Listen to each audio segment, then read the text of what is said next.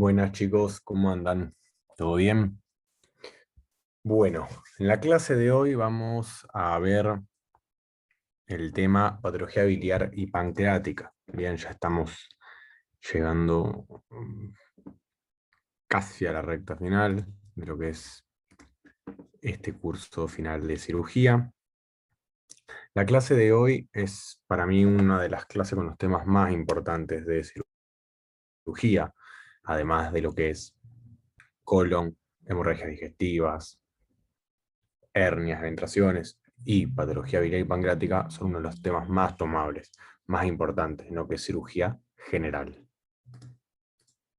La clase de hoy la vamos a tener dividida en dos partes. Primero vamos a ver todo lo que es patología biliar, luego vamos a ir a lo que es patología pancreática. Vamos a ver los cuadros más importantes y principales de estos dos órganos que tienen que ver mucho uno con el otro. Bien, tiene mucho que ver causas biliares para fenómenos en páncreas. Bien, vamos a comenzar. Lo que es patología biliar, nosotros vamos a ver en sí lo que es la litiasis vesicular, ¿sí? O litiasis biliar. Luego lo que es colecistitis aguda, litiasis coleociana, lo que es vía biliar, no estrictamente vesícula biliar,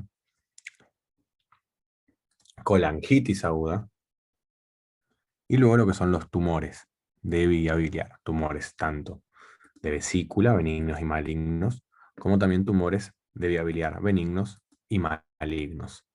Bien, recordemos rápidamente que la vesícula biliar, ¿sí?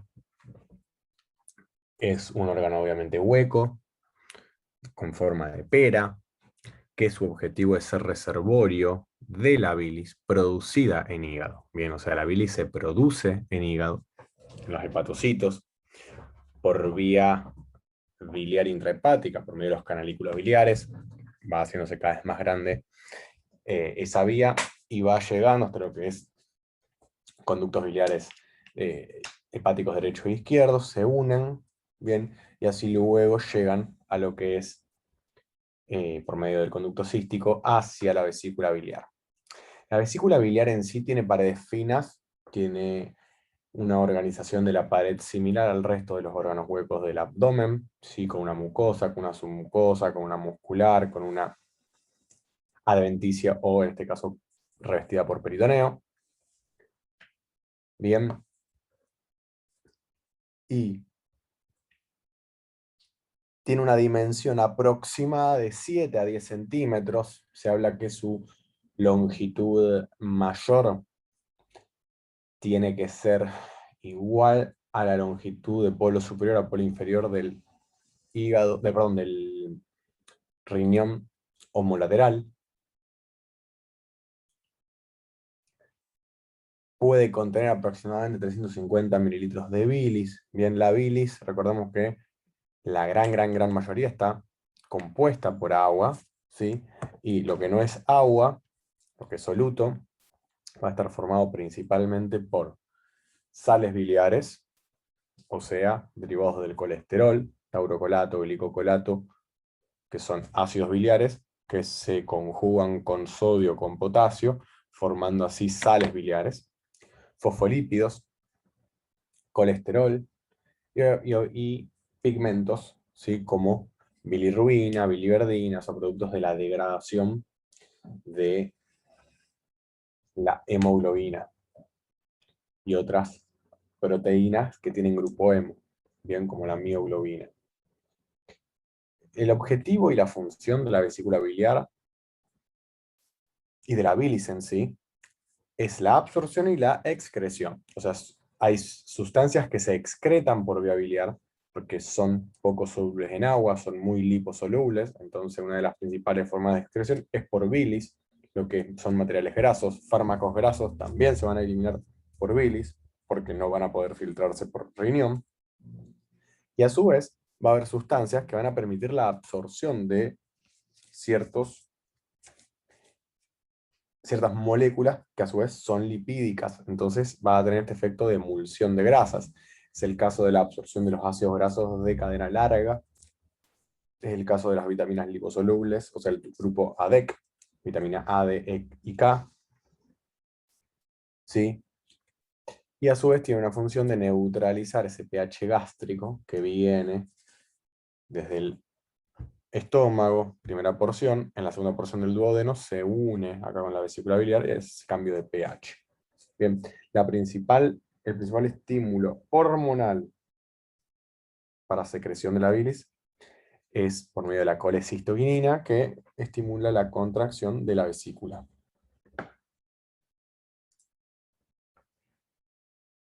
La litiasis vesicular, obviamente el proceso es la formación de litos, de piedras, de cálculos en la vesícula biliar. Como es un sector de reservorio, al igual que veíamos con las litiasis pieloureterales, hay un desbalance entre lo que es soluto y solvente, suele haber mucho soluto y poco solvente, suelen comenzar lo que es el proceso de enucleación de los núcleos, de los litos, y empiezan a hacerse cada vez más grandes. Y ahí aparecen los cálculos.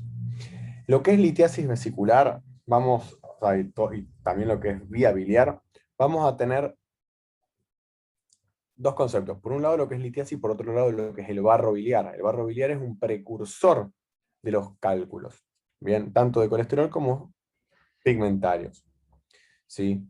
Ese barro biliar es lo que precede a la formación de un lito estructural. Puede o no progresar, bien, o sea, el barro biliar puede ser reversible y no ir hacia la litiasis, no es un camino unidireccional. Hay varios factores que obviamente predisponen a la formación de ese barro, incluso predisponen que ese barro se vaya a formar litos en un futuro, ayunos prolongados, nutriciones parenterales totales, o sea, todos factores que generen una falta de actividad de la vesícula biliar, es una falta de actividad por medio de la colecistoquinina, o sea, que haya periodos de éstasis biliar. ¿Bien?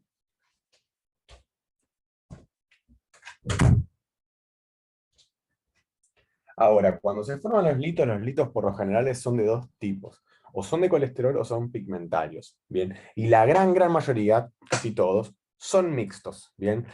Hablamos que sean puros de colesterol o puros de pigmentarios, en realidad no existen los puros, 100% colesterol, 100% pigmentario. Entonces, cuando hablamos de los de colesterol, es cuando hablamos que tienen más del su 50% que la composición es colesterol. Mientras que cuando hablamos de pigmentarios, hablamos que su composición tiene menos de un 20% de colesterol. ¿Ok? Entonces, si tiene más del 50% de colesterol, es de colesterol puro, entre comillas la palabra puro. Si son pigmentados, tienen menos del 20% de colesterol, o sea, son pigmentados puros, entre comillas, puros. Y la gran mayoría oscila entre ese 20 y 50%, que son los mixtos, ¿bien? Que tienen tanto composición de pigmentados como de colesterol. La gran mayoría en sí son colesterol y mixtos a predominio de colesterol, ¿bien? Por las causas, ¿sí? O sea, es más frecuente una éstasis vesicular por una disminución de la contractilidad, por un aumento de la producción de mucus, por un aumento y un exceso de colesterol en la bilis, por un aumento de colesterol endógeno y o exógeno, o sea, unido a la alimentación. Bien. Mientras que los pigmentados suelen tener no tanto colesterol, sino pigmento. ¿Qué pigmento? Bilirrubina. O sea que hay un aumento de presencia de bilirrubina. ¿Cómo puede haber un aumento de la bilirrubina? Y porque se está generando mucho hemo degradándose hacia bilirrubina, o sea, hay una hemólisis, hay una destrucción de glóbulos rojos, hay una disminución en la conjugación, o sea, una cirrosis, ¿sí? Y a su vez acompañado con un hiperesplenismo, donde hay un aumento de captura y destrucción de glóbulos rojos por parte del espleno, o sea, del bazo, que haya a su vez también infecciones que generen enzimas que desdoblen, perdón, no desdoblar, sino aumentar, digamos, la presencia de bilirrubina, aumentar la formación de bilirrubina. ¿Bien? ¿Por qué? Porque son enzimas son, perdón, bacterias que tienen glucorinidasas, que lo que hacen justamente es aumentar más esa bilirrubina directa que indirecta. Lo más típico y lo más frecuente, quédense fijo con la idea de los de colesterol. La litiasis vesicular hay ciertos factores de riesgo que la predisponen, ¿sí? Hay 4 Fs en inglés muy típicas, que es la gran mayoría de las pacientes. Bien, las pacientes son por lo general femeninas, mayores a 40 años, con un historial de fertilidad importante y con un gran panículos adiposos, ¿sí? Con obesidad asociada. Entonces, más allá obviamente de la predisposición familiar, hay una predisposición hacia el sexo femenino, ¿sí? Eso está en relación a un factor hormonal, el aumento de estrógenos, aumento de la motilidad vesicular por parte de los estrógenos, un aumento del metabolismo de lípidos, degradación, y hay presencia de ácidos grasos y colesterol. También hay una relación con mayor vida fértil, mayor probabilidad de una litiasis vesicular en relación a periodos largos de estimulación por medio de estrógenos y progestágenos. Bien. Por otro lado, la edad también está asociada a una disminución de la motilidad de la vesícula, o sea, de respuestas a la colecistoquinina. La obesidad está asociado por digamos, una disminución al estímulo de la colecistoquinina, que favorece la éstasis, y además, desde el punto de vista de una dieta rica en grasa, que favorece o barro biliar y posibilidad de llegar luego a formación de litos. Luego hay otros factores de riesgo, ¿sí? Que son más raros y asociados con enfermedades predisponentes, que van a estar en relación también a formación de litos, y no sí o sí a los de colesterol. Va más por el camino de los mixtos, ¿sí? O incluso puros de pigmentos, como es el caso de la cirrosis hepática, una ictericia hemolítica, procesos como fibroquistosis en páncreas, síndromes de mala absorción.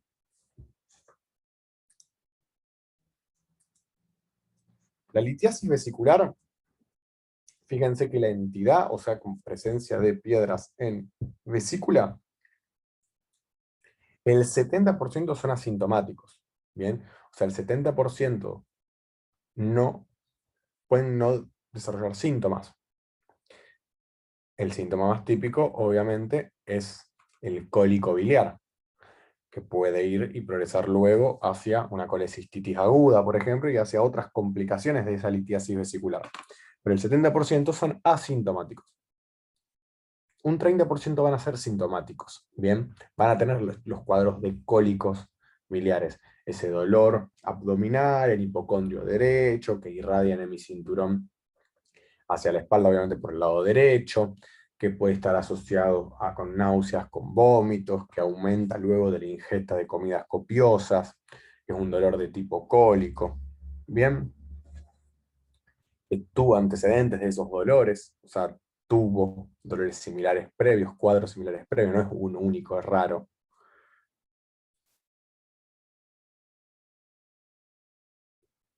Ahora, la litiasis vesicular como tal puede traer complicaciones, sí.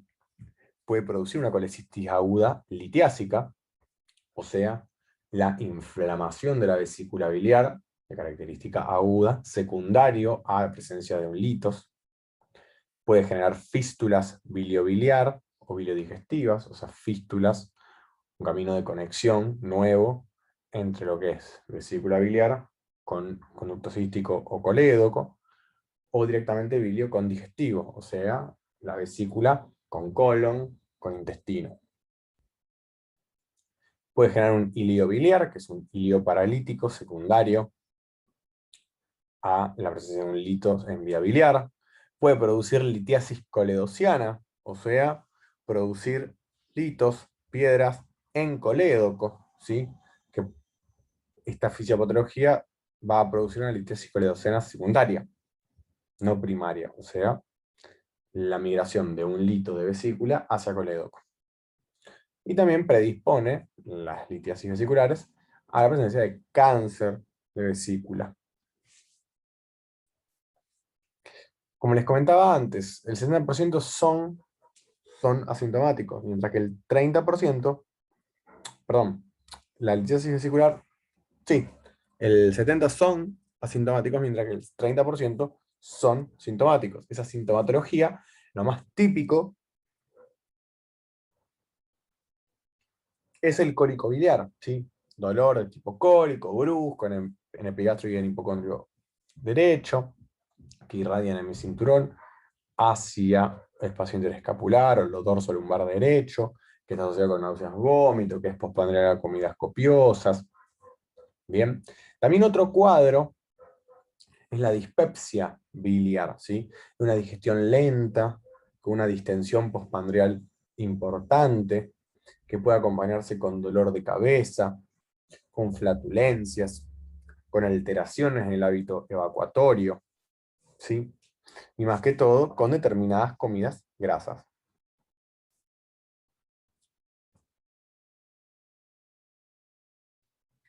A su vez, hay otras formas, digamos, de presentación clínica de litiasis, ¿sí? Un lito pequeño que va hacia el colédoco, obstruye y genera luego una pancreatitis aguda. Bueno, ahí en la clínica inicial fue una pancreatitis aguda biliar, ¿sí?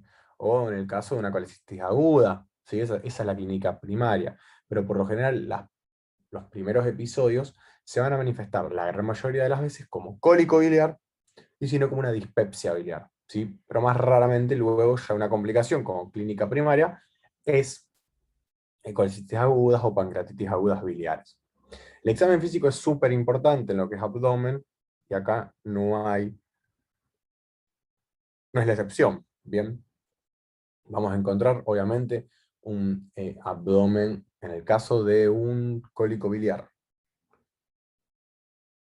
un abdomen que va a estar blando, depresible, que va a ser levemente doloroso en hipocondrio derecho y en epigastrio, que va a haber signo de Murphy positivo, o sea, dolor a la palpación en el punto de Murphy, ¿sí? Que recordemos es el punto de Murphy se lo ubica en la línea hemiclavicular derecha, en su intercepción con el reborde subcostal. Bien, ahí es el punto de dolor Murphy. Bien, incluso a veces puede haber algo de defensa muscular, pero la evaluación superficial y profunda, y puede haber una masa palpable, ¿sí? Correspondiente a una vesícula muy distendida.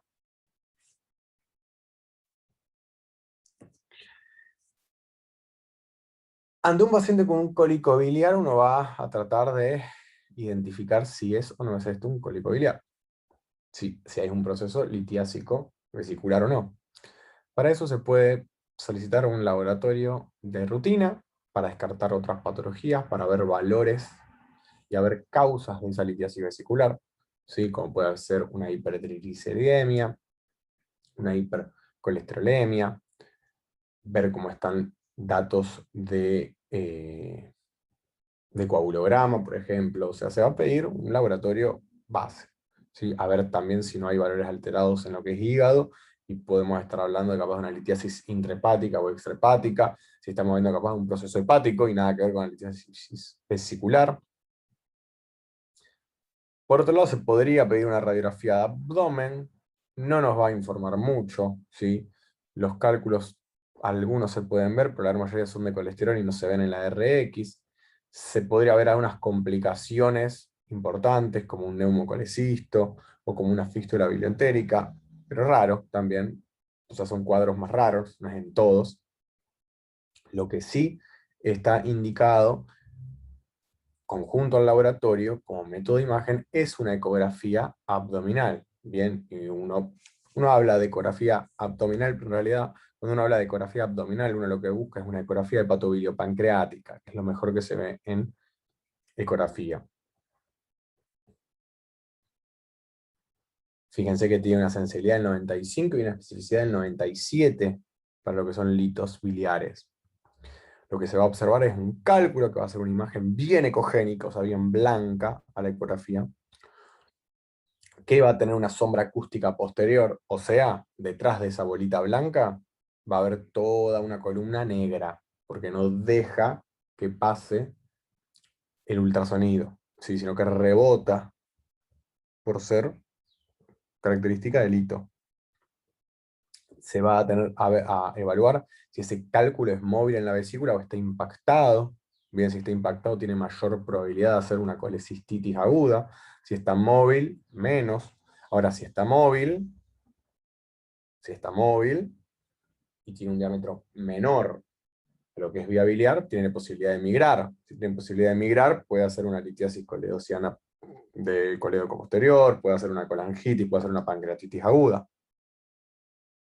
Por eso más temibles son los pequeños y móviles a los grandes. Hay que evaluar obviamente la forma que tiene la vesícula, el tamaño, ¿sí? Se la mide en la ecografía, el diámetro longitudinal, el diámetro transversal. Se mide también el espesor de la pared, súper importante el espesor de la pared, normalmente es menor a 1 milímetro, a 2 milímetros, cuando es mayor a 4 milímetros tiene mayor probabilidad, de 3 a 4, de que esté ocurriendo un proceso inflamatorio, incluso cuando hay signo de doble pared, o sea que también hay presencia de colecciones paravesiculares alrededor, o sea por fuera de la pared. Bien. Hay que evaluar también el estado de la vía biliar, si está dilatada o no. Recuerden que personas que están colecistectomizadas, o sea, que no tienen la vesícula, van a tener una vía biliar más dilatada fisiológica, porque ahí actúa de reservorio lo que el órgano que nos falta, que sería la vesícula, para reservorio. Bien. También antes se hacía lo que es una colecistografía oral, ¿sí? Que ingestión de un medio de contraste, a ver si hay cálculos o no dentro de la vesícula. Ya no se utiliza, se da de una eco, y si hay dudas en la eco se puede pedir una tomografía, que se van a ver muy bien los litos. Obviamente, un cuadro de dolor abdominal en hipocondrio derecho y en epigastrio, con las características que estábamos hablando de tipo cólico, uno va a tener un grupo de diagnósticos diferenciales a tener en cuenta, de causas quirúrgicas y también médicas, y de causas intraabdominales y extraabdominales. Entonces los diagnósticos diferenciales que se va a tener en un cuadro de litiasis vesicular, mínimamente a tener en cuenta, van a ser la colecistitis aguda, la colangitis aguda, una úlcera gastroduodenal perforada, una gastritis, apendicitis aguda en su comienzo inicial, un infarto agudo de miocardio de cara diafragmática, algún proceso pleural, pulmopleural, ¿sí? Como es una neumonía, como es un derrame pleural, como es un neumotórax. Ahora, ¿cuál va a ser el tratamiento? El tratamiento en sí de la litiasis vesicular, en un primer momento, son las medidas higienodietéticas. Y luego, y lo más extendido, es directamente la extirpación de la vesícula. Ahora, en el asintomático, ¿se tiene que operar o no? O sea, una persona que tiene cálculos, sí, pero fue un hallazgo accidental, fue un incidentaloma lo que se hizo. No le da clínica al paciente, al paciente no le molesta esos cálculos, ni se entera que los tiene. ¿Es necesario operarlo? Ahí uno está en la disyuntiva, bien, si se tiene que hacer o no. La verdad que hoy en día estamos a un nivel de descubrimiento, de tener una tecnología tan avanzada que cada vez encontramos hallazgos en fase preclínica. Entonces uno se pregunta, ¿eso va a progresar a la enfermedad o no? Por eso la verdad, en lo que es asintomático no se lo toca, ¿sí? No se opera. Lo que es el sintomático, sí, se hace una colecistectomía, ¿sí? Se hace una colecistectomía, ya sea de vía convencional, ya hoy en desuso, sino más que todo la vía laparoscópica. Cuando hay un proceso de litiasis vesicular sintomática en la embarazada, se trata de hacer de forma diferida, ¿sí? Y esperar lo más que se pueda. Si ya genera inconvenientes al embarazo y hace que genere eh, una amenaza de parto prematuro o complicaciones con el embarazo, y sí se lo opera. Pero si no, se trata de esperar. Como les dije, el abordaje de opción y de indicación y de más uso distendido es la colecistectomía laparoscópica, donde se hace por medio del ombligo y dos puntos más, uno epigastrio y otro en hipocondrio. Se hacen los ingresos, trocánter para poder hacer y hacer la resección de la vesícula vía laparoscópica. Y luego se hace, por lo general, una colangiografía intraoperativa transcística para ver también si hay, o sea, se pone contraste por lo que nos queda que es el conducto cístico, a ver si hay litos en conducto cístico y colédoco. Hay algunas excepciones de laparoscopía, o sea, la laparoscopía para la colecistectomía es lo ideal, lo que se hace siempre. Ahora, hay ciertas contraindicaciones para no realizar por vía laparoscópica y sí, por ejemplo, por vía laparotómica, o sea, por vía convencional, abriendo, haciendo la incisión de Murphy, la famosa incisión de Murphy sobre el reborde subcostal. ¿Cuáles serían? Por ejemplo, un diagnóstico intraoperatorio de cáncer de vesícula, si se observa que hay cáncer de vesícula, también un diagnóstico de cáncer de vesícula por medio de las imágenes, o sea, imágenes en la ecografía o en la tomografía que tengan una alta presunción de un cáncer de vesícula, que haya fístulas biliobiliares, bien, fístulas biliobiliares hay varias, una de ellas es lo que se denomina el síndrome de Mirici 2, sí, una fístula Mirici 2. La fístula Mirici 2 es colecisto-coledociana, o sea, hay una unión de lo que es pared de la vesícula con el colédoco. Bien, algo así sería.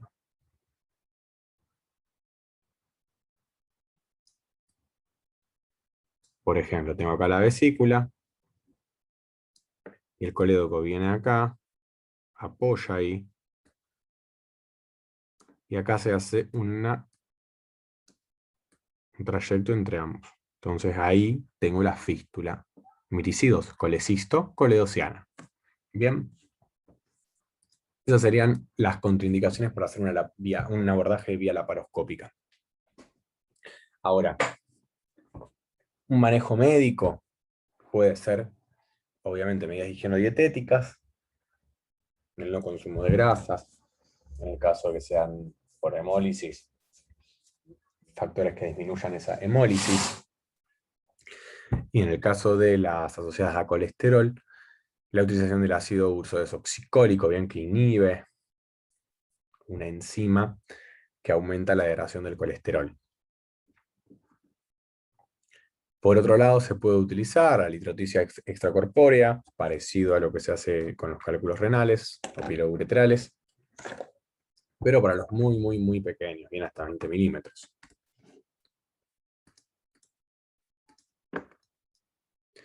Vamos ahora a otro cuadro, la colecistitis aguda. Bien, la colecistitis aguda es la complicación más frecuente de la litiasis vesicular sintomática. Es por lejos más frecuente en mujeres entre 40 y 60 años, y de vuelta con las 4F. Bien. El 98% de las colecistitis agudas son litiásicas, o sea, la causa número uno por lejos de la inflamación de la vesícula biliar es de causa litiásica, es por litos. Bien. Entre un 90 y 98%. Esas estadísticas varían mucho según países y regiones dentro de países también. Hay otras causas, sí, que son alitiásicas. Entre ellas encontramos los componentes inflamatorios, autoinmunes, vasculares, infecciosos, sí, tanto por bacterias como también por parásitos, como Ascaris lumbricoide, y también la enfisematosa, más que todo asociado a infecciones por anaerobios que generan CO2, sí, dióxido de carbono, dentro de la vesícula. Bien, y eso es algo que se puede ver en la RX tranquilamente. Y en la ecografía también, porque va a estar dificultoso la ventana para observar, justamente por la cantidad de aire. La colecistitis aguda, bien, lo que va a generar esto un proceso inflamatorio al comienzo sobre la pared de la vesícula, va a distender la vesícula, va a aumentar el tamaño, va a generar a su vez luego una inflamación perivesicular, que eso se va a observar bien en lo que es la ecografía. Ese aumento de presión va a empezar a generar compromisos sobre vasos linfáticos y venosos, que va a ir aumentando esa presión hasta que llegue un momento que obstruya lo arterial y ahí empieza a generar una necrosis. Bien. Subsecuentemente a esto suele haber una sobreinfección, bien, bacteriana por ascenso canalicular, por lo general bacterias que están en la flora intestinal, E. coli, Streptococcus faecalis, Clostridium, y eso aumenta en ese tejido necrótico la posibilidad de una gangrena y posterior perforación. La clínica típica de la colecistitis aguda va a ser obviamente antecedentes de episodios de dispepsia biliar o cólicos biliares, antecedentes de litiasis vesicular, que ahora comienza con dolor, que suele comenzar a veces de tipo cólico, bien característico de cólico biliar, pero que luego se fue agregando, fue cambiando de intensidad, se fue haciendo más intenso, se fue haciendo cada vez más continuo y fijado mejor en hipocondrio. A lo que se agrega la fiebre y la leucocitosis. O sea, la tríada típica de la colecistitis aguda es el dolor de tipo cólico, biliar, fiebre y leucocitosis. Un cólico biliar sin fiebre y sin leucocitosis es simplemente un cólico biliar, no es una colecistitis aguda. Bien, ¿lo puedo tener como diagnóstico diferencial? Sí, obvio, pero no va a ser mi principal diagnóstico. Lo característico, como les decía, es el dolor en el hipocondrio derecho, porque primero se hace cólico, luego se va a hacer continuo, más intenso. Bien, ya cuando es un dolor muy intenso, de más de 6 horas, prácticamente ya hay posibilidad que sea una colecistitis, más aún si en el examen físico tengo algunos datos que me tiran a mi favor hacia más una colecistitis que un cólico biliar. Va a estar la fiebre, va a estar los vómitos muy intensos, los estados nauseosos, náuseas. Puede haber ictericia, por lo que es una compresión del colédoco por la vesícula inflamada. Eso es lo que se denomina un mirici 1, diferente al mirici 2 que hablamos antes. El mirici 1 es lo siguiente, es una vesícula que está muy agrandada de tamaño, ¿sí? Y está obstruyendo al colédoco. Entonces esa obstrucción genera justamente ictericia. No hay una fístula, pero sí hay una compresión de la vesícula sobre el colédoco. Eso es el mirici 1. Bien, lo que podemos ver acá como una ictericia. Pues claro, va a haber una obstrucción del colédoco. Se llena todo esto y ahí hace la ictericia. Al examen físico va a haber mucho más intenso el dolor que un cólico biliar. Va a tener una posición antálgica apoyándose sobre la vesícula, va a tener una distensión hemiabdominal importante, o sea, va a haber un ileo paralítico reflejo regional, que luego puede progresar y ser un ileo paralítico generalizado. Puedo tener algún grado de ictericia, puede tener obviamente un abdomen blando que va a ser doloroso, o va a ser simplemente doloroso en el hipocondrio derecho y no en el resto del abdomen, con un aumento de la sensibilidad en la región del hipocondrio derecho, con un Murphy positivo, con un dolor a la compresión profunda, superficial, incluso también puedo tener un dolor a la descompresión, y ahí ya me habla de una irritación peritoneal, por lo menos regional.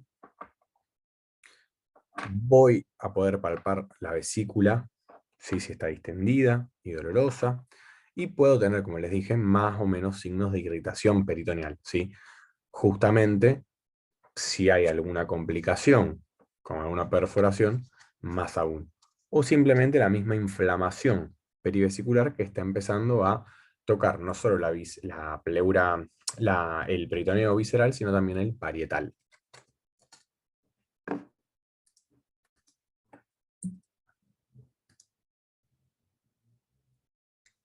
El diagnóstico, obviamente, voy a necesitar sí o sí de laboratorio y ecografía, mínimamente. Mínimamente, a ver, obviamente es clínico, con esa tríada ya lo sospecho, pero necesito para la confirmación laboratorio y ecografía. En el laboratorio voy a encontrar justamente uno de esos pilares de la tríada, que es la leucocitosis. Si voy a ver más de 9.000, 8.000, 10.000 blancos con un predominio de neutrófilos, voy a observar también un aumento de lo que son las proteínas de reacción inflamatoria, PSG, PCR, calcitonina también. Puedo pedir una orina completa con sedimento urinario para hacer un diagnóstico diferencial con una infección urinaria. Las infecciones urinarias suelen ser causas de abdomen agudo.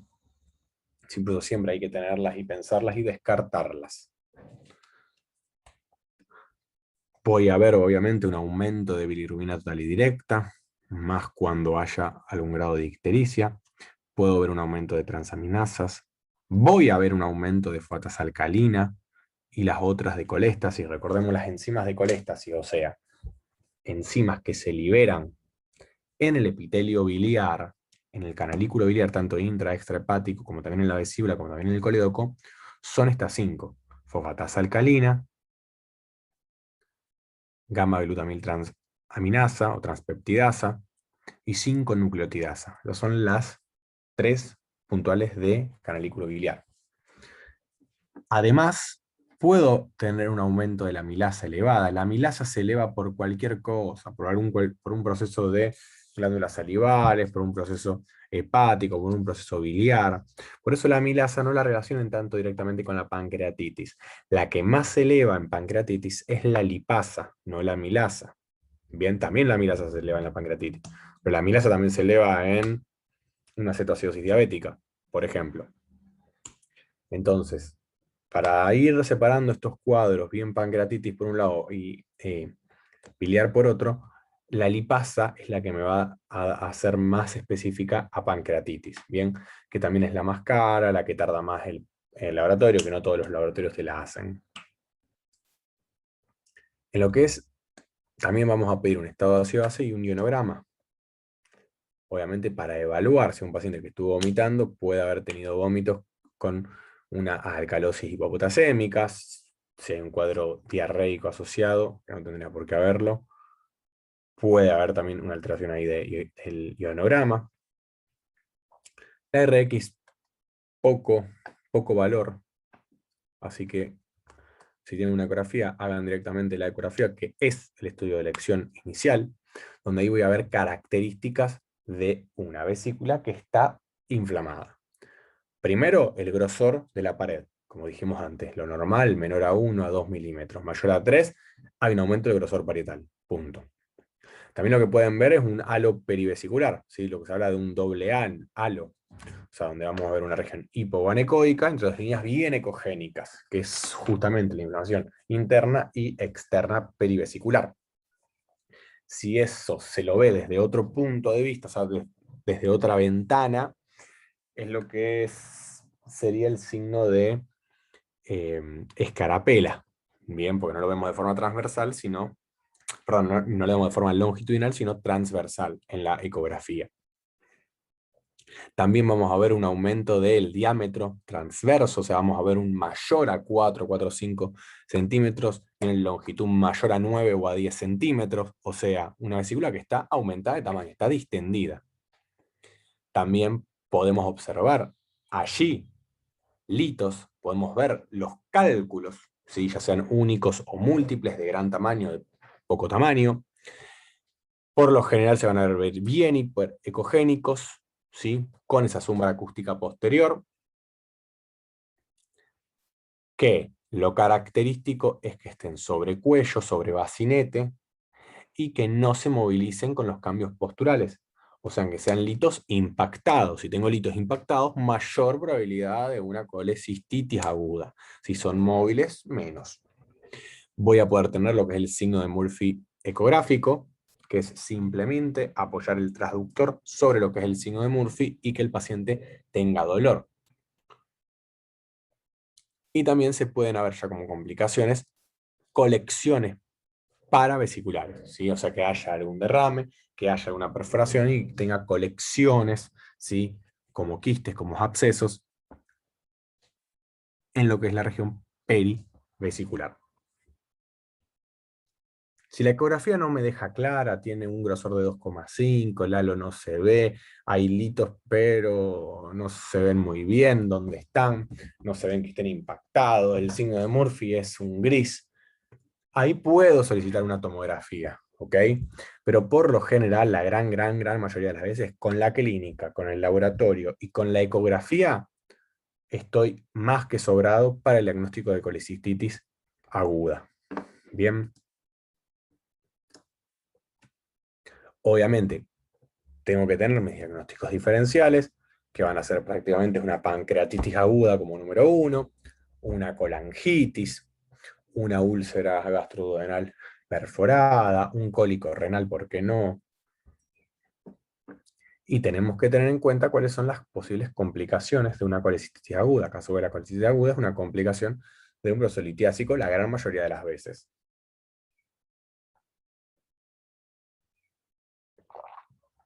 Síndrome de Mirici 1, como les decía, o sea, la obstrucción del colédoco por una vesícula inflamada. Un empiema, una perforación, fístulas, ¿sí? Y puntualmente colecisto biliar, que sería el Mirici 2, colecistogástricas, o sea, de la vesícula con el estómago, colecitoduodenales con duodeno, colecistocólicas con colon, un ileo biliar, o sea, un ilio paralítico regional o generalizado secundario a un lito biliar, el síndrome de Bueretz, que es un ilio generalizado secundario a la migración de un lito biliar que va a duodeno y hace un camino retrógrado impactando sobre píloro y sobre estómago. Bien, eso es el síndrome de Buretz. Raro, pero bueno, está descrito. ¿Cómo va a ser el manejo inicial de la colecistitis aguda? Obviamente es un manejo estacional, o sea, el paciente se hospitaliza, si no es un manejo ambulatorio. Se suele hacer nada por boca, se suele hacer una buena hidratación parenteral, se van a dar analgésicos y antipiréticos, o sea, vamos a hacer un correcto manejo del dolor. Puede ser con dipirona, puede ser con diclofenac, si no es suficiente podemos escalar a un opioide leve como tramadol y luego escalar a otros como una gran cantidad de opioides que hay en el mercado, pero que terminamos cayendo siempre en la morfina, en la gran mayoría de los lugares acá en Argentina. Hay que hacer un buen manejo del dolor, para que el paciente no esté con dolor y no agrave el cuadro. Hay que hacer también un manejo con antipiréticos si aparece fiebre, porque estaba la fiebre en la tríada. Si el paciente está nauseoso o ya tuvo vómitos, hay que hacer un correcto manejo con antieméticos como Relibran, o sea, metoclopramida, de forma reglada. En caso de vómitos muy frecuentes y una vía oral, digamos, que esté muy dañada por los vómitos, se puede hacer una sonda nasogástrica. No a todo paciente vamos a hacer una sonda nasogástrica. Si tiene un hilo importante, vamos a colocar la sonda justamente para descomprimir un poco ese tracto.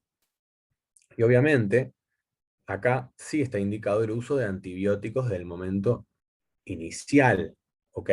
Entonces hay que hacer antibióticos. ¿Qué se puede utilizar? Se puede hacer tranquilamente una cefalosporina de tercera, ¿sí? Ceftriaxona, se puede hacer ampigenta, ¿sí? Y si tengo sospecha de anaerobios, agregar metronidazol o clindamicina, que son los dos antianaerobios, ¿sí? Puntuales que le pegan al anaerobio más temible, que es el Clostridium. ¿Bien? Entonces el paciente lo dejo hospitalizado, pongo nada por boca, le hago la hidratación parenteral, le hago un correcto manejo de analgesia, de antipiréticos, de antihemáticos. Y también, obviamente, protección gástrica por úlceras por estrés, con omeprazol idealmente, se utiliza ranitidina, ya está en desuso y no se debería usar más, pero bueno, es lo que tenemos, es mucho más barata que el omeprazol. Todo eso, evalúo la posibilidad de poner una sonda nasogástrica sí o no, y hago la interconsulta con cirugía, pero una cirugía programada. Bien. Lo que pasa la gran mayoría de las veces, y el mejor escenario, es que la colecistitis, con todas estas medidas, mejore, resuelva, y se haga de forma diferida una colecistectomía por vía laparoscópica. Bien.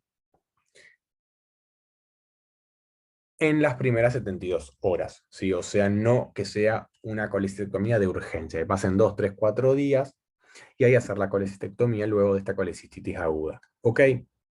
O sea, ante un correcto manejo médico. No, en varios estudios se trató de machear cuándo era mejor y se vio que una colecistectomía de forma prematura, digamos, no prematura, temprana, mejor dicho, en las primeras 72 horas, tiene mejor resultados y menores complicaciones que de forma diferida, a un mes, a un mes y medio, a 2 meses. Ahora, otro cuadro es que no haya una resolución favorable con el manejo médico de la colecistitis aguda, o sea, hospitalizado y con todas las medidas que dijimos antes, no mejore. Si no mejora en ese caso, ¿sí? Es porque está algo agregado. O sea, hay una colecistitis aguda complicada. Hay un empiema, hay una perforación, hay un MIRICI 1-2, hay una evolución hacia sepsis, o sea, está haciendo una sepsis a inicio de foco vesicular. En ese caso sí está indicada la cirugía de urgencia, sí está indicada la colecistectomía de urgencia, que por lo general hay que hacer también un tubalet, un lavado, en lo que es peritoneo, por ende, capaz se va a tratar de que sea al inicio laparoscópica, pero puede ser que luego se tenga que sacar lo laparoscópico y hacer una laparotomía, o sea, una incisión de Murphy y que sea campo abierto. Bien, este es el manejo de colecistitis aguda, ¿ok? Vimos entonces litiasis vesicular, colecistitis aguda. Ahora vamos a lo que es litiasis coledociana. La litiasis coledociana no es más que la presencia de los cálculos en colédocos, ¿bien? Esto puede ser de forma primaria o secundaria. Secundaria es a la migración de un cálculo de la vesícula hacia colédoco. Lo que se habla de una litiasis coledociana secundaria o residual. O la primaria, que es justamente la litiasis coledociana primaria o recidiva, que es la formación de un lito en vía biliar, ¿sí? También vamos a tener litiasis coledocianas que sean sintomáticas y asintomáticas. Las sintomáticas van a tener cuadros similares, un cólico biliar, un dolor abdominal epigástrico, más que hipocondrio derecho, con irradiación al dorso, tanto de un lado como del otro, proporcionales hacia el lado derecho, con un cuadro de coléstasis, posiblemente, con un cuadro de ictericia y coluria, o sea, un síndrome coledociano, ¿sí? Ictericia, coluria, dolor en epigastro e hipocondrio izquierdo, derecho, bien, y con posibilidad que esta litiasis luego progrese hacia una colangitis, ¿sí? O incluso a una pancreatitis aguda biliar. La litiasis coledociana va a poder observarse en un laboratorio con un aumento de fosfatasa alcalina, pero no llegando a un aumento de 5 veces del límite superior normal, un aumento de gamma-glutamil transaminasa, un aumento de 5 nucleotidas, o sea, las 3 enzimas puntuales de vía biliar, una bilirrubina total y directa aumentada, puede haber una leucocitosis o leucopenia cuando haya una colangitis asociada. Si no, una litiasis coledociana no tendría que por qué elevar o disminuir los leucos. Bien. Lo ideal acá, igualmente como antes, es la ecografía, ¿sí? Tiene menor sensibilidad y especificidad que vesícula, porque el colédoco se ve peor, pero se lo puede ver bien, o sea, en eco, pero mejor se ve la vesícula.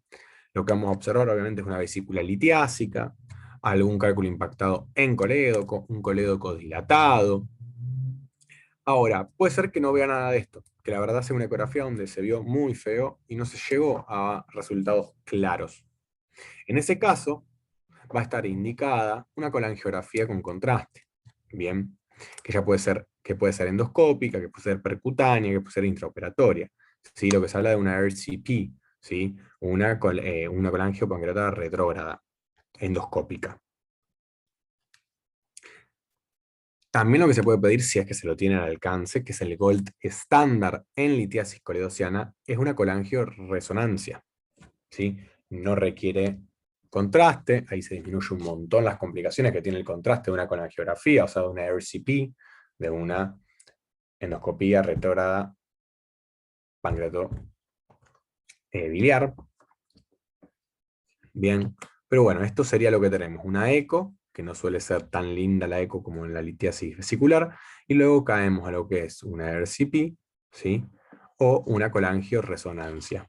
La tomografía se ve bien para si hay una lesión sólida, si hay un proceso tumoral, si hay un proceso tumoral periampular, pero no tanto bien para los litos en colédoco. El tratamiento prácticamente de la litiasis coledociana, ¿sí? Siempre tiene que tratarse. Ahí es diferente a la litiasis vesicular que uno capaz la puede esperar si es asintomática. Ahora, la litiasis coledociana siempre se tiene que tratar, incluso aunque sea un hallazgo, incluso que sea no sintomática, que suele ser más sintomática esta que la litiasis vesicular. ¿Por qué? Porque tiene grandes complicaciones. Entonces, uno lo que tiene que hacer es sí o sí operarla. Voy a tener dos cuadros. Un paciente con litiasis vesicular, que se asocia con una coledocolitiasis, o sea, una litiasis coledociana, o un paciente que tenga una coledocolitiasis ahora, pero que actualmente esté colestectomizado. En aquel caso último es mucho más fácil porque simplemente hago la RCP, o sea, la CPR, la colangiopancreato retrógrada endoscópica, y luego le pongo un tubo de Kerr, ¿sí? Ahora, en el caso de que tenga una litiasis vesicular, ahora activa con una vesícula litiásica y encima una coledocolitiasis, se puede hacer en un tiempo o en dos tiempos. En un tiempo lo que voy a hacer es por vía laparoscópica hacer la colestectomía, extraigo la vesícula, me queda ahí abierto el cístico, y me meto por vía cística para extraer los cálculos del colédoco, con lo que se habla de una canastilla de Dormia, ¿sí? Es como una canastita que se abre, se cierra como un stent, y capturo los cálculos en colédoco. Ese cálculo tiene que estar ahí próximo, si está muy profundo, voy a tener que hacer una CPR. Lo otro que puedo hacer es hacerla en dos tiempos. O sea, no en una misma cirugía todo esto, sino, primero hago una coledocotomía exploratoria, ¿sí? O sea, extraigo, por ejemplo, mediante una CPR, el cálculo del colédoco, ¿sí? Y hago una esfinteroplastia siempre. Siempre que hago una CPR, siempre tengo que hacer una esfinteroplastia para aumentar y dilatar la papila de Vater, porque si no tengo mayor probabilidad de luego hacer una pancreatitis aguda post-CPR, que es una de las causas más frecuentes hoy en día, la biliar y la post-CPR, junto a la tóxica, la alcohólica, eh, la hipertriglicemica. Y posterior a que extraje el cálculo coledociano mediante una CPR, luego, de forma diferida a las 48 horas, hago la colestectomía vía laparoscópica, o sea, abro y le saco la vesícula. ¿De qué depende esto? ¿De dónde está el cálculo? Bien, si el cálculo está muy lejos de la vesícula, eso es páncreas acá,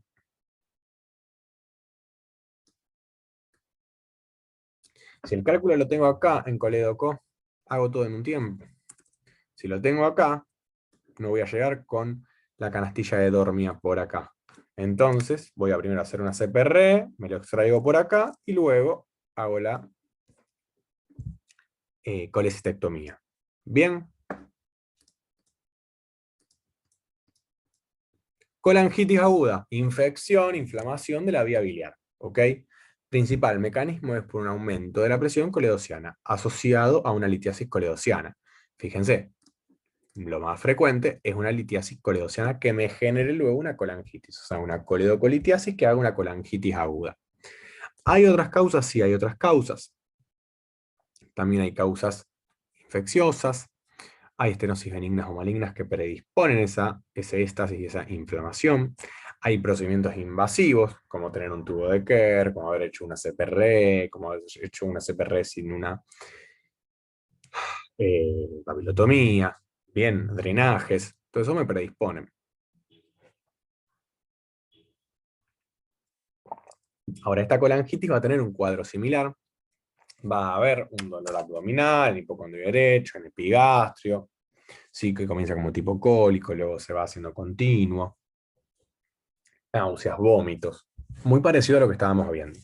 La tríada típica de la colangitis aguda se le denomina tríada de Charcot, lo que va a haber fiebre, ictericia y dolor en epicondrio derecho. Fíjense cómo esto lo diferenciamos de fiebre, dolor, leucocitosis, que sería la tríada de colecistitis aguda, mientras que acá en la colangitis aguda tenemos la ictericia. ¿Sí?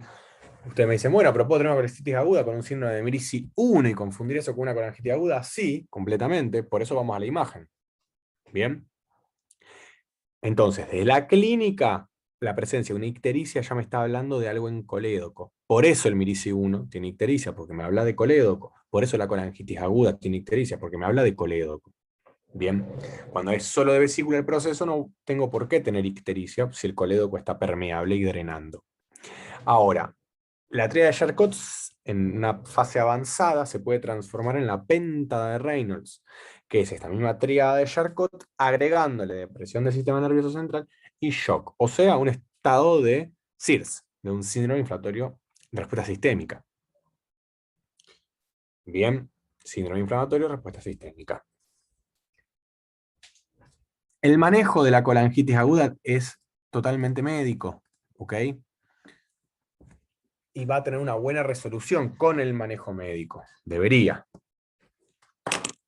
En lo que es el laboratorio vamos a encontrar leucocitos muy elevados. A ver, la colangitis aguda en forma general es un proceso mucho más importante, con más respuesta sistémica y más alteraciones del laboratorio que la colecistitis aguda, en forma general. Te puedo encontrar más leucocitosis, por encima de 20.000 por lo general. Puedo tener consumo de plaquetas, o sea, con trombocitopenia. Puedo tener elevada las proteínas de reactantes de fase aguda. Puedo tener glicemia, incluso glicemia alterada. Puedo tener una euria alta, que es un signo de gravedad. Pues puedo ser que esté yendo luego a una respuesta de inflamación sistémica con un tocamiento renal. Voy a tener una bilirrubina alta, obviamente total y directa, por eso la ictericia. Puedo tener las transvenasas altas, como puedo que no. Voy a tener alta la fosfatasa alcalina, la amilasa, no tanto la lipasa. Tengo que hacer hemocultivos, ¿ok? Que los puedo tener positivos, y ahí hablo ya de una sepsis a origen de una colangitis, a punto de partida de una colangitis. Puedo tener alteración, como dije, en el recuento de plaquetas, en la URI, en la CRATI y en el TP, KPBT también, ¿sí? En los factores de coagulación, los tiempos de coagulación. Todo eso me está hablando de una falla multiorgánica. Esto lo puedo evaluar con los múltiples test y scores de fallas multiorgánicas, como es SIRS, como es el SOFA. Bien. La RX acá tampoco sirve de mucho. La ecografía es el primer paso, sí, pero de vuelta no se ve muy bien, entonces puede ser que luego caiga a una tomografía o a una resonancia. Si es una colange, resonancia mejor. Pero sí, inicialmente lo rápido y lo que vamos a tener al alcance es solicitar una ecografía. Ahí lo que vamos a ver va a ser una vía biliar dilatada, va a haber una dilatación del colédoco, puede ser que tenga vesícula o no, eso es importante. El colédoco sin vesícula se lo considera que está dilatado por encima de 10 milímetros. Cuando tiene vesícula, por encima de 6 milímetros. Entonces, si yo tengo un colédoco que está a 9 milímetros, pero no tengo vesícula, está colecistectomizado, el paciente es normal. ¿Ok? Fíjense lo que hablábamos de esto, cómo varía el diámetro del colédoco en un paciente con y sin vesícula. Se puede observar el cálculo sobre vía biliar, se puede observar una estenosis, un tumor, lo que me esté generando este síndrome coledociano, esta colangitis aguda, ¿sí? Y puedo también observar si tengo algo en vesícula, si tengo vesícula, qué tengo en vesícula.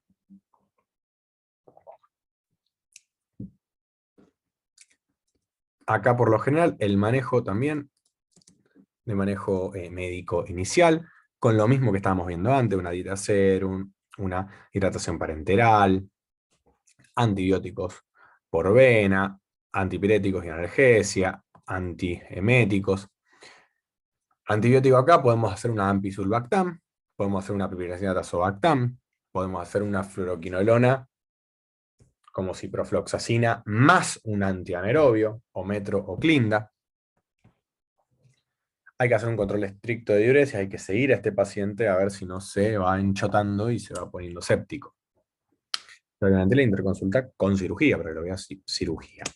Si no tiene una muy buena resolución, o si cirugía lo analiza como tal, se puede hacer una CPR, se puede hacer una colangioplastia hidrático retrógrada endoscópica, ¿sí? O directamente cirugía, hacer una coledocotomía, abrir colédoco y poner un tubo de Kerr.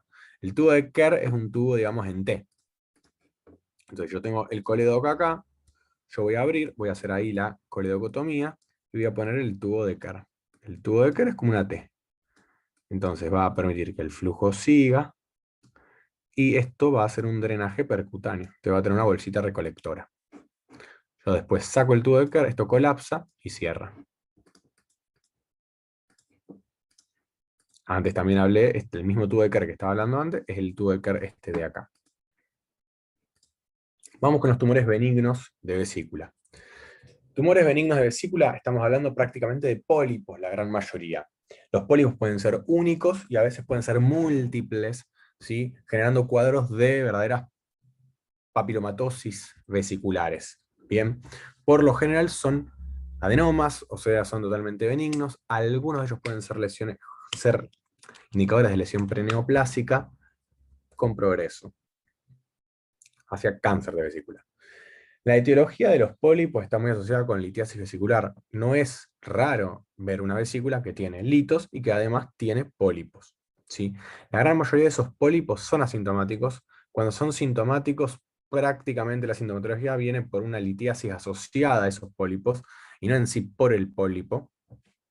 Y la forma mejor para poder observarla hoy en día es ecografía y TAC. Bien, con la citografía oral ya no se utiliza, sino la ecografía, pero mucho mejor la TAC.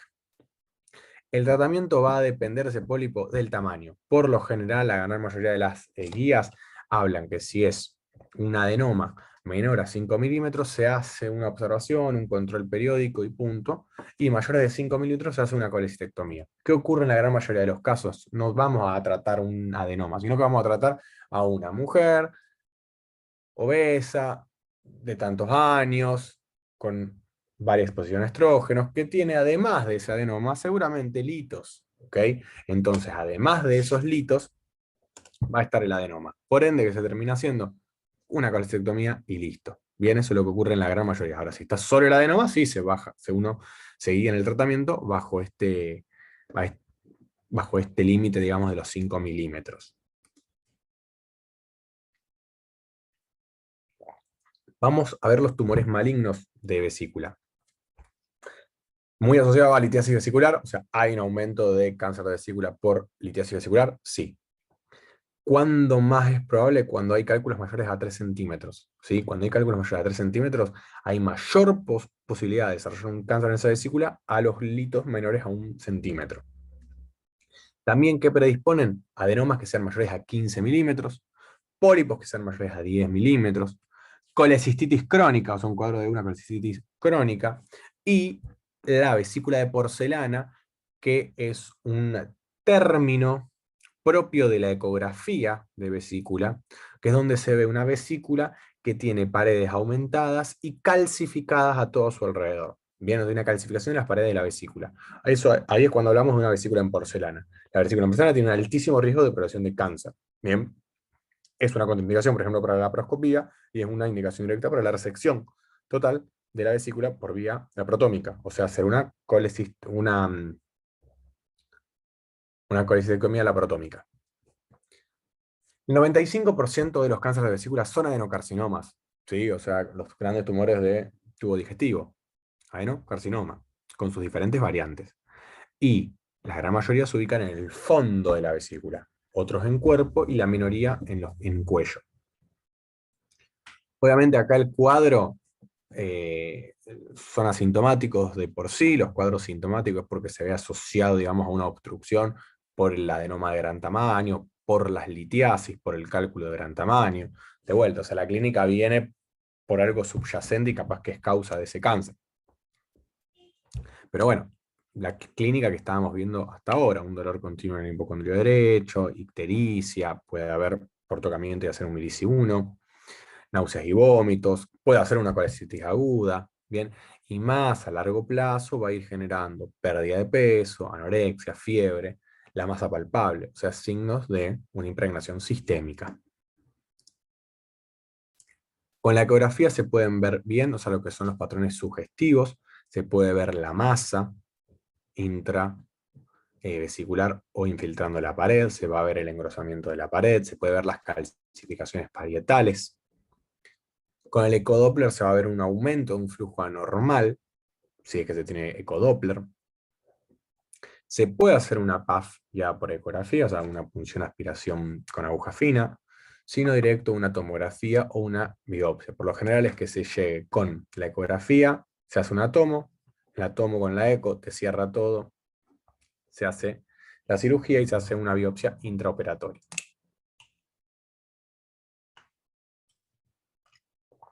Hay que evaluar la localización del tumor, el tamaño, el compromiso de órganos vecinos y tomar la idea de que si es una cirugía, si es un tumor resecable o irresecable. Si es un tumor resecable, se hace una resección en bloque. Se hace la resección de la vesícula biliar con un vaciamiento ganglionar, siempre vía la parotomía, no laparoscópica. Bien, si el cáncer está únicamente en mucosa, por lo general con eso basta. Si hay penetración más allá de la mucosa, se suele hacer algo radical, a veces se toma también colédoco y se deja, digamos, una anastomosis del hepato a intestino, a duodeno.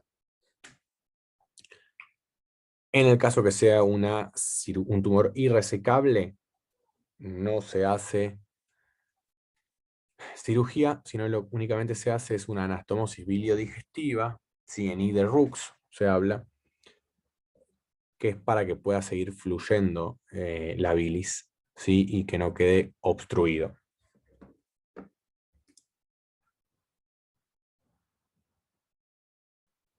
Tumores benignos de vía biliar. Bien. La verdad, los tumores benignos de vía biliar son muy, muy, muy raros. La gran mayoría son papilomas.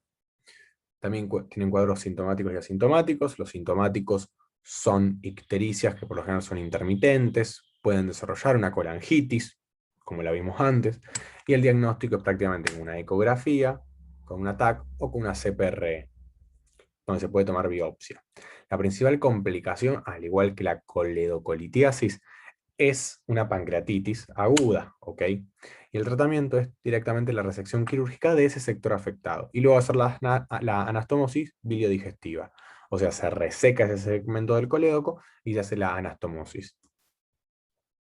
Algo parecido ocurre con los tumores malignos de vía biliar, que son mucho más frecuentes a los benignos.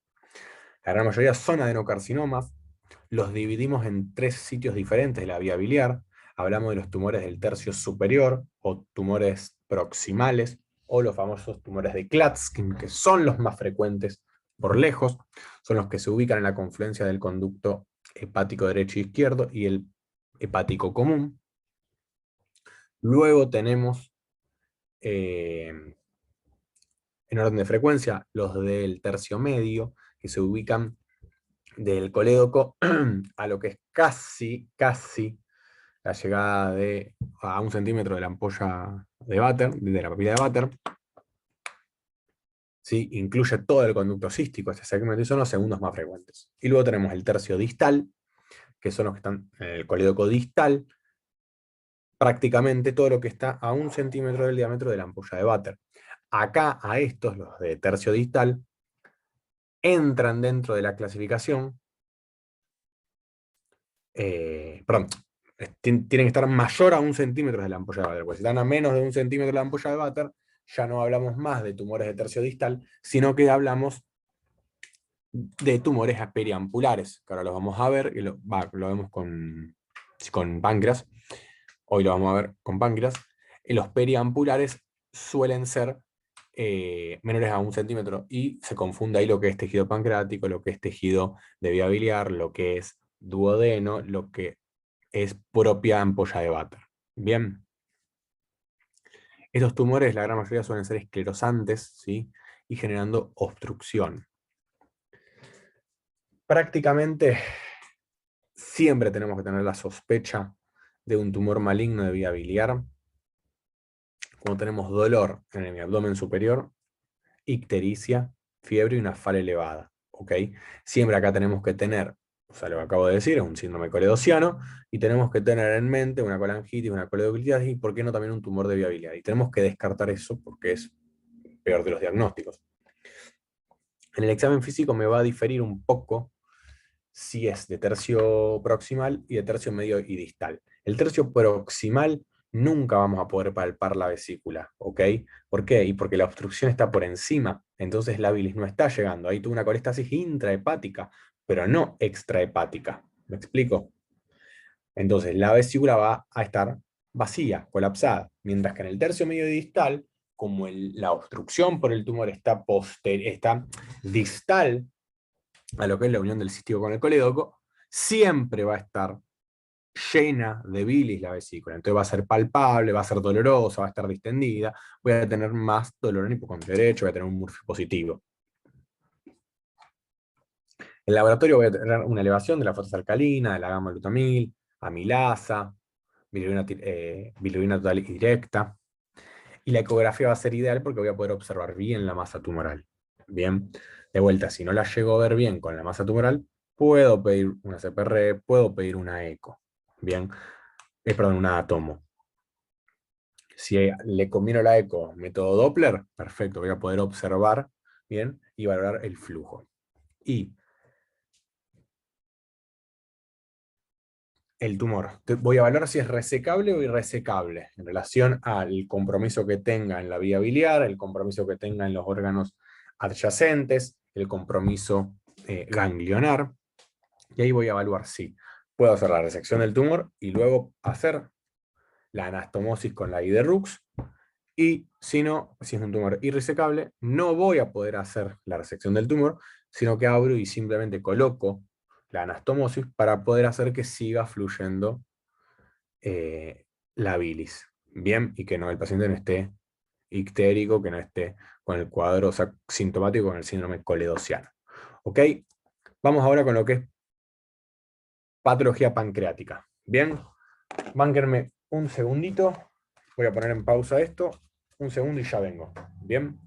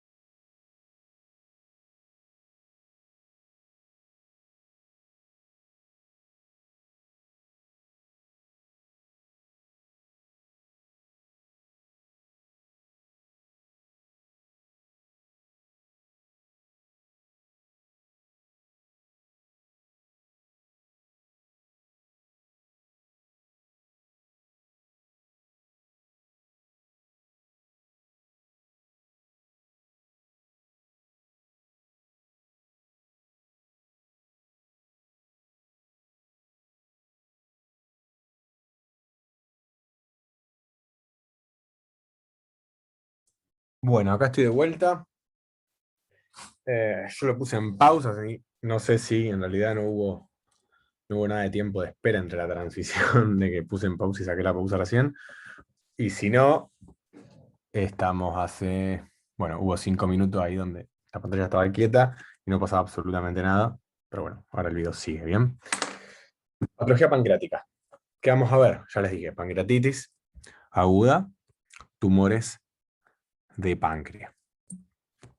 Acá por lejos, la entidad que más nos va a interesar es la de pancreatitis aguda, ¿bien? La pancreatitis es la inflamación, obviamente, del tejido pancreático. Las causas por lejos, la más frecuente es la patología biliar, o sea, es una pancreatitis aguda, secundaria a la presencia de algún lito biliar, en vía biliar, en colédoco, ya sea de origen en vesícula, que migró, ya sea de origen en colédoco, que migró o no, o sea, una coledocolitiasis, como también presencia de tumores, más raro, pero más frecuente es de patología litiásica. Eso es lo que hablamos de una pancreatitis aguda biliar. Entonces las vamos a dividir en dos grandes, en un primer momento, en lo que es una biliar, una pancreatitis aguda biliar y una pancreatitis aguda no biliar. Dentro de las no biliares encontramos pancreatitis alcohólica. Sí, más frecuente la pancreatitis alcohólica es crónica, pancreatitis crónica, ¿sí? Que es el producto de varias agudas a repetición, ¿sí? Que va generando un proceso crónico. Eso es lo más frecuente con agudo, con alcohólico. Y con un consumo de bebidas blancas más que todo, no tanto vino, cerveza, que es la mayoría de el alcoholismo que tenemos en nuestro país, en nuestra región. Además, hay pancreatitis de origen metabólicos por hipercalcemia, por ejemplo, por hiperparatidismo primario, también por hiperlipidemia, ¿sí? E hipertriglicidemia, muy frecuente, y se ve mucho en síndromes metabólicos. Pancreatitis agudas post-CPRE también es una de las causas más frecuentes, no biliares. Y luego tenemos un montón de otras, como por ejemplo infecciosas, por hepatitis, por rubiola, por citomégalo, por ascaris, tóxica a diferentes fármacos, a el veneno del escorpión. Ese es un dato importante, el veneno de escorpión se asocia mucho con pancreatitis aguda, por procesos autoinmunes como púrpura trombocitopénica, como porfiria intermitente, como lupus eritematoso sistémico, insuficiencia renal, pero más frecuente, de vuelta, es lo biliar y dentro de lo no biliar, alcohólico, hipertrigliceridémica o CPR.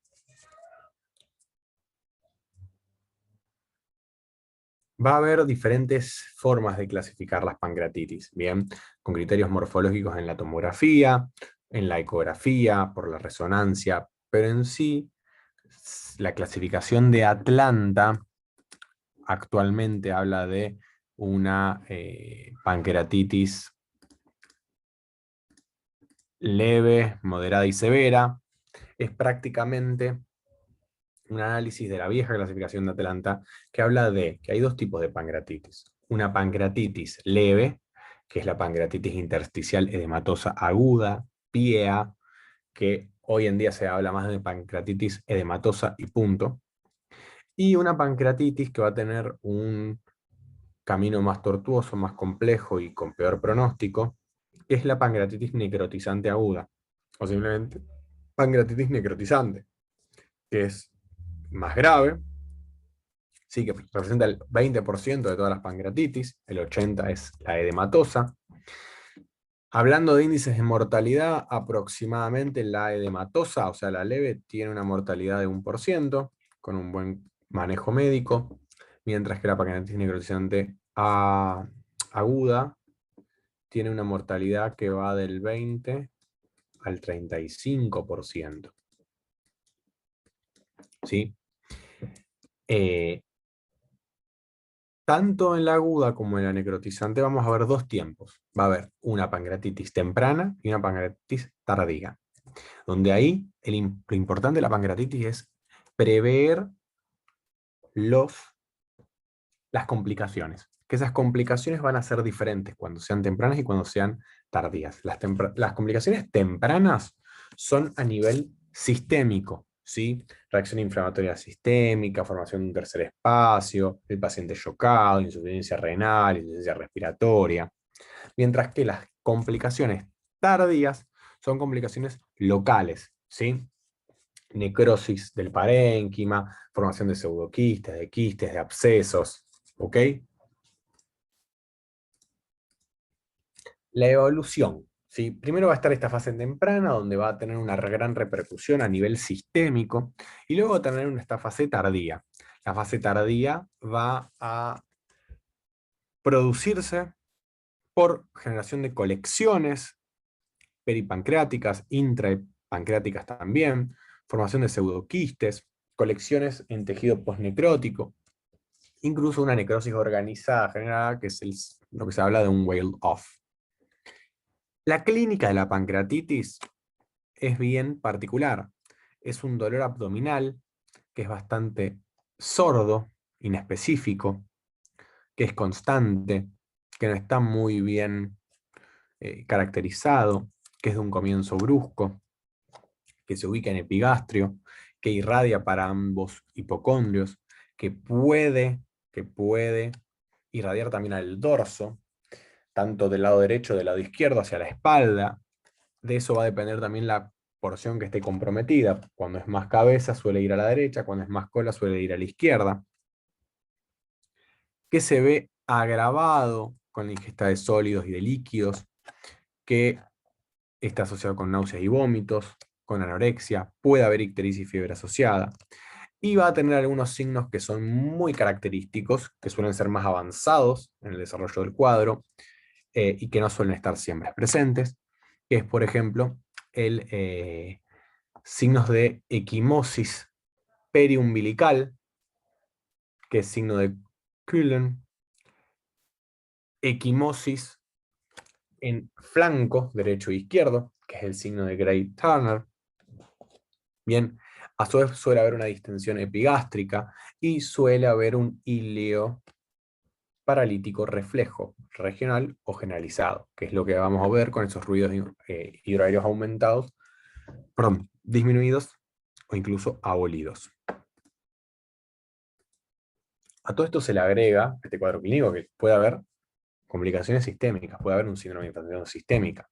Entonces el paciente puede hipotensarse, puede hacer taquicardia, puede hacer taquipnea, puede hacer fiebre, puede hacer una disminución de la diuresis, que ya serían las complicaciones. Lo típico de la pancreatitis es poder identificar, la pancreatitis va a tener su punto de vista clínico, su punto de vista de laboratorio y su punto de vista de imagen. Con 2 de 3 ya estamos con certeza de decir que estamos ante una pancreatitis aguda. Si la clínica es toda la clínica que vimos antes del libro. ¿Qué es lo que tenemos que ver en el laboratorio? Una leucocitosis, una hiperglicemia, ¿sí? Valores por encima de 200 en paciente normoglucémico previamente, obviamente, si estamos hablando de un diabético va a ser mucho más. Puede haber una hipocalcemia, y este dato a veces confunde, porque antes dijimos que etiología, hipercalcemia. Sí, la hipercalcemia es causa de pancreatitis. ¿Sí? ¿Por qué? Porque el aumento del calcio, de la calcemia, activa las enzimas, se analiza esa fisiopatología. Ahora, cuando está instaurada la pancreatitis, lo que produce es una hipocalcemia. Entonces lo que vamos a esperar en el laboratorio es una hipocalcemia. Si hay una hipercalcemia es porque es causa de. ¿Ok? Vamos a ver un aumento del hematocrito. Ese aumento del hematocrito es justamente por una disminución del volumen.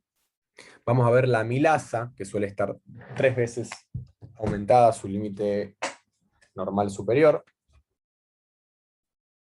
La lipasa suele estar 2 a 3 veces aumentado su límite normal superior. Y acuérdense, acá la que más me interesa para pancreatitis es la lipasa, aunque suele ser la que menos disponibilidad tengo para el laboratorio, entonces me tengo que quedar con la amilasa, pero si tengo lipasa, mejor. Puedo tener un aumento de las transaminasas, puedo tener un aumento de FA, puedo tener un aumento de bilirrubina, pero más que todo amilasa y lipasa. Hay múltiples scores que se utilizan bien para analizar pronóstico. Un score que se utilizó mucho tiempo, está puesto en duda hoy en día, se lo sigue utilizando, pero no es tan efectivo, se vio, o tiene sus críticas, son los criterios de Ranson. Los criterios de Ranson son para analizar el pronóstico de que tenga un desarrollo no favorable de la enfermedad, ¿bien? Del progreso. Se basan prácticamente en un laboratorio midiendo hemograma y principalmente hematocrito, glicemia, lactato deshidrogenasa y aspartato aminotransferasa al ingreso, y un segundo laboratorio a las 48 horas, donde se pide de vuelta el hemograma, más que todo el hematocrito, urea, calcemia y estado ácido base. Es diferente los valores de cohorte de estos valores cuando hablamos de una pancreatitis aguda biliar y una pancreatitis aguda no biliar, ¿bien? Pero es una leve discrepancia. Esos son los criterios de Ranson. Lo otro que voy a poder tener es un RX de abdomen y tórax, más que todo para hacer diagnóstico diferencial con otros diagnósticos diferenciales, más que todo extra abdominales, patologías pleuropulmonares, patología cardíaca, puedo hacer también un ECG, un EKG, un electrocardiograma. Voy a pedir una ecografía abdominal, bien, también de forma inicial, donde puedo ver algo, como también puedo no ver nada de forma muy temprana. Y tengo un montón de otros valores, ¿sí? Como el APH2 para sepsis, como un valor de calcitonina por encima de 3,5 nanogramos mililitros, como el SOFA, como el BICIPAP, que es otro test, otro score, la proteína C reactiva. Así que todos me van a indicar un peor pronóstico. Siempre hablando de inflamación sistémica. Ahora, ¿tengo que pedir la tomografía al inicio? Si tengo dudas diagnósticas con la clínica y con el laboratorio, sí. Pero si no, no. El objetivo de la tomografía no es ver la pancreatitis, sino ver las complicaciones, ver las colecciones. Por ende, si la hago de forma muy temprana, se habla que el periodo ideal para hacer la toma es posterior a las 72 horas de iniciado el cuadro. Si la hago de forma muy temprana, no voy a ver nada, voy a ver una inflamación peripancreática y nada más. No me va a servir, voy a tener que repetir esa tomografía, voy a tener que meterle contraste de vuelta a un paciente que está en un curso donde ese contraste puede incluso agravar la pancreatitis. ¿Me explico? Y algo importante en relación a la ecografía es que la ecografía no es diagnóstica de la pancreatitis, sino que es diagnóstica etiológica. ¿Qué quiero decir? Yo veo un cálculo en colédoco, veo múltiples cálculos en litiasis, en la vesícula, veo un aumento del diámetro del colédoco, listo. Me voy hacia una pancreatitis biliar, aguda biliar, pero si no, puede ser una pancreatitis, pero no biliar. ¿Me explico? Ese es el objetivo de la ecografía abdominal. No es para confirmar la pancreatitis, sino la etiología. ¿Ok? Siempre la tomografía, cuando se pide, que de forma ideal es posterior a las 72 horas de comenzado el cuadro, es una tomografía con doble contraste, o sea, con fase arterial, venosa y también contraste oral. Lo que va a observar es ver las complicaciones tardías, ver necrosis, ver colecciones, ver abscesos. Y ahí, interesante para que busquen los criterios de Baltasar. Los criterios de Baltasar, justamente, es en relación a la tomografía y lo que se ve en la tomografía. ¿cómo hacer el tratamiento? De forma inicial, uno no sabe qué camino va a tener, si va a quedar como una pancreatitis edematosa o si no va a ir hacia una necrotizante. El manejo inicial es obviamente el paciente va a tener un manejo estacional, o sea, internado. Se le va a colocar una sonda, ay, una venoclisis, se le va a hacer la venoclisis, se le va a colocar hidratación parenteral. Tiene que tener una muy buena hidratación inicial, ¿ok? Muy buena hidratación. A manejar, si no está contraindicado por otra patología del paciente, cardíaca, renal, unos de 3 a 6 litros de día. Se va a hacer una gastroinhibición para evitar úlceras por estrés, se va a hacer un muy buen manejo de analgesia. En un momento se hablaba de que no se preferían los opioides porque producen espasmo en el esfínter de Oddi. Hoy en día se dice que ese efecto no es tan así. Dentro de los opioides que menos efecto hacen, la meperidina es el que menos produce ese vasoespasmo en el esfínter de Oddi. Se puede comenzar con AINES y si no es suficiente ahí escalar a meperidina. Ahora acá hay dos cosas que quiero destacar. Primero, hay que seguir a este paciente porque se puede complicar y hacer shock hipovolémico, hacer un tercer espacio, hacer una insuficiencia renal prerrenal, hacer una sepsis. Entonces hay que estar con esas complicaciones sistémicas pendientes. Por eso lo que hay que hacer es el reposo, es la observación y el seguimiento, es una muy buena hidratación, un buen manejo del dolor, porque si no tiene un buen manejo del dolor, aumentan las complicaciones sistémicas tempranas, y ayuno total. Siempre vamos a ver que se le dice un ayuno total, nada por boca, nada de dieta, incluso si está con náuseas, vómitos, se le puede colocar una sonda nasogástrica para descomprimir, pero las últimas guías hablan de que no se ve una mejoría en el ayuno total y en el no ayuno total. ¿Sí? Entonces, ¿qué es lo que dicen las últimas guías? Que el paciente coma cuando quiera comer. ¿Sí? O sea, se le permite comer cuando quiera comer. Si el tipo tiene apetito, tiene hambre, no tuvo náuseas, vómitos, que coma. Se vio que mientras menor tiempo pase de una no utilización de la vía oral, menores complicaciones hay. ¿Por qué? Porque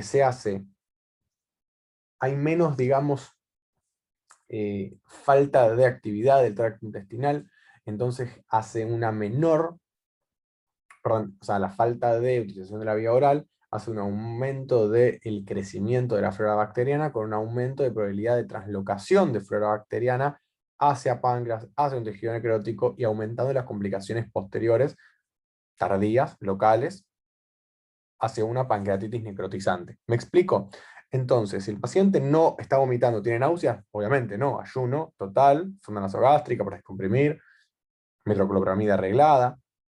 Ahora, si el paciente no tiene apetito, pero no náuseas, no vómito, no le ponga la sonda, no le deje arreglado la metoclopramida, pero que no coma si no tiene apetito. Y si tiene apetito, que coma. Eso es lo que dicen las últimas guías. Bien, que se siga haciendo un ayuno total y se deja un paciente 2 o 3 días sin comer nada por boca, es otra cosa. Que se siga haciendo así.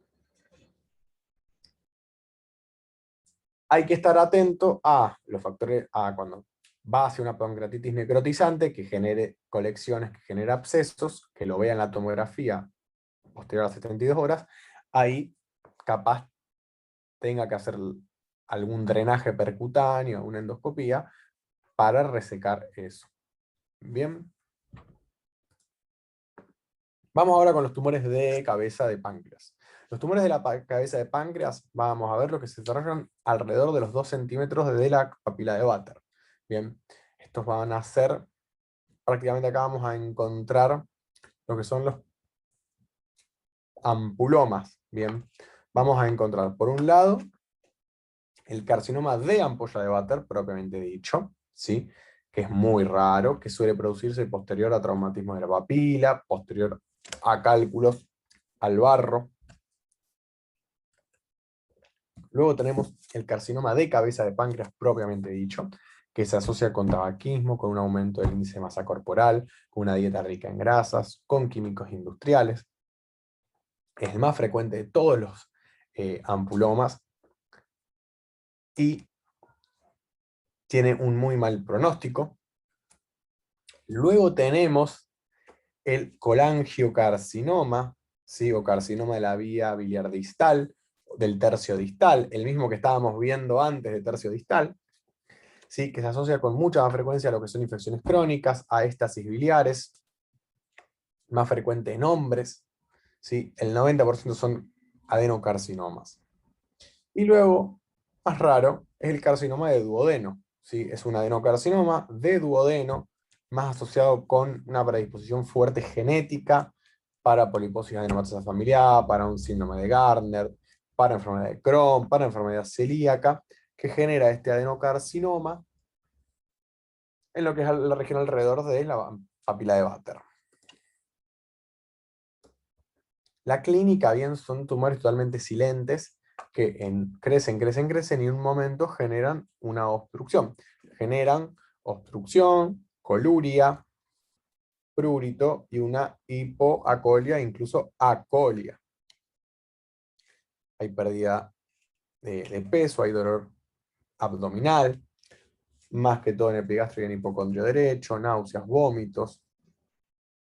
Y está lo que es la ley de Courbeau-Terrier, que es prácticamente que dice que cualquier vesícula palpable, aumentada de tamaño, en hipocondrio derecho, pero no dolorosa, con una ictericia progresiva asociada, es un cáncer de cabeza de páncreas hasta que se demuestre lo contrario. Entonces, vesícula palpable, dilatada, aumentada de tamaño, no dolorosa, o sea, no colecistitis, no colangitis, no cólico biliar, con una ictericia asociada,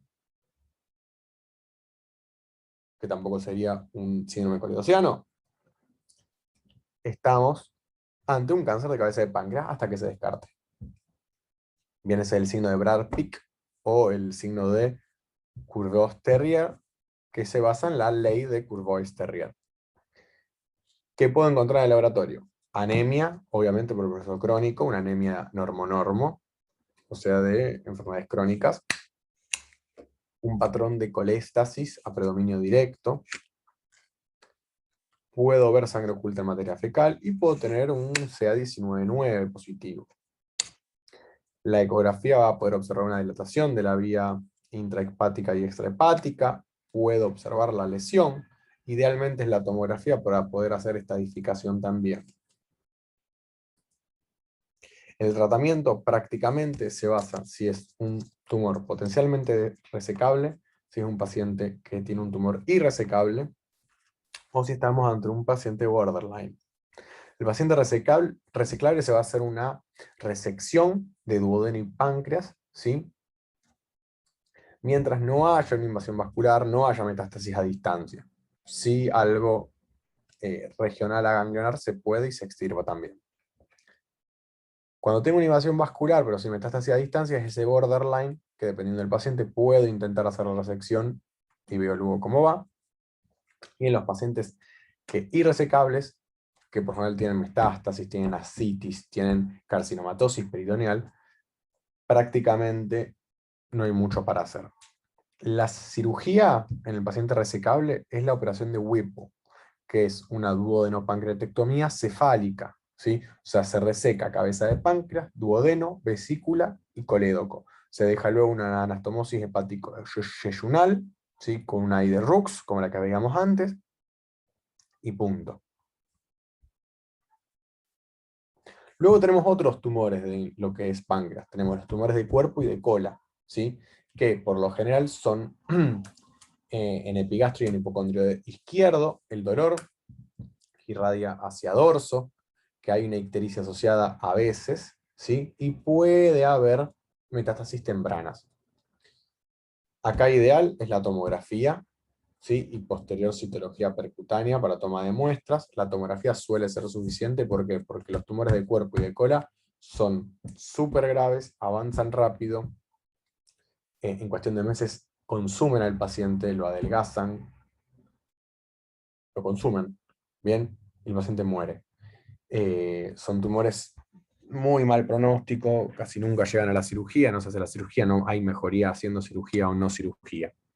Bien.